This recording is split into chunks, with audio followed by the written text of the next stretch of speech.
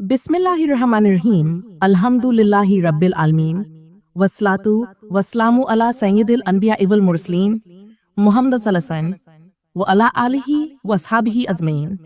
प्यारे नाज़रीन, अस्सलामु अलैकुम व रहमतुल्लाहि व बरकातहू। आज हम एक ऐसा ईमान अफरोज वाक़िया बयान करने जा रहे हैं जो कुरान व हदीस में मज़कूर है। ये वाक़िया एक अजीम नबी हज़रत यूशा बिन नून अलैहिस्सलाम का है, जिनके जरिए अल्लाह ताला ने अपनी कुदरत का एक अजीम निशान जाहिर फरमाया और सूरज को अपनी हरकत से रोक दिया। नाज़रीन कराम, हज़रत यूशा अलैहिस्सलाम हज़रत यूसुफ अलैहिस्सलाम की नस्ल से थे। आप हज़रत मूसा अलैहिस्सलाम के खास शागिर्द और मददगार थे। कुरान मजीद की सूरा अल कहफ में जब हज़रत मूसा अलैहिस्सलाम ने हज़रत खिज़र अलैहिस्सलाम से मुलाकात का सफ़र किया तो उनके साथ जो नौजवान था वो यही हज़रत यूशा बिन नून अलैहिस्सलाम थे। वइज़ क़ाल मूसा लिफ़ताहु ला अब्रहु हत्ता अब्लुग़ मजमअल बहरैन औ अम्दिया हुक़बन। और जब मूसा ने अपने जवान साथी से कहा कि मैं चलता रहूंगा यहाँ तक कि दो दरियाओं के संगम पर पहुंच जाऊं या फिर तवील अरसा चलता रहूं। यहाँ फतिया से मुराद हजरत यूशा अलैहिस्सलाम है। हजरत मूसा और हजरत हारून अलैहिस्सलाम के बाद अल्लाह ताला ने हजरत यूशा अलैहिस्सलाम को बनी इसराइल का रहनुमा और नबी मुकर्रर किया। बनी इसराइल के सामने सबसे बड़ा चैलेंज ये था कि वो अर्ज मुक़द्दसा फ़लस्तीन व बैतुल मुक़द्दस को जब्बारीन के कब्जे से आज़ाद करें।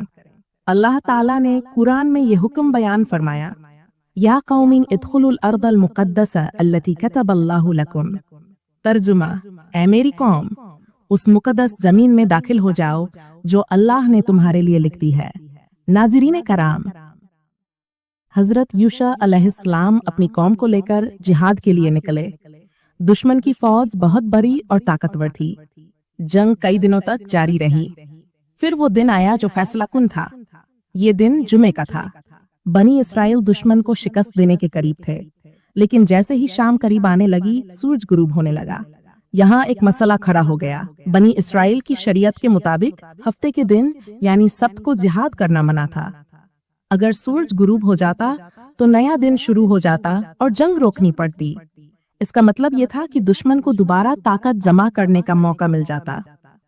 हजरत यूशा अलैहिस्सलाम ने अल्लाह के हुजूर दुआ के लिए हाथ उठाए और अर्ज किया, ऐ मेरे रब, सूरज को रोक दे ताकि तेरे दीन की फतह मुकम्मल हो सके। ये दुआ निहायत अखलास के साथ थी और अल्लाह ताला ने इसे कबूल फरमाया।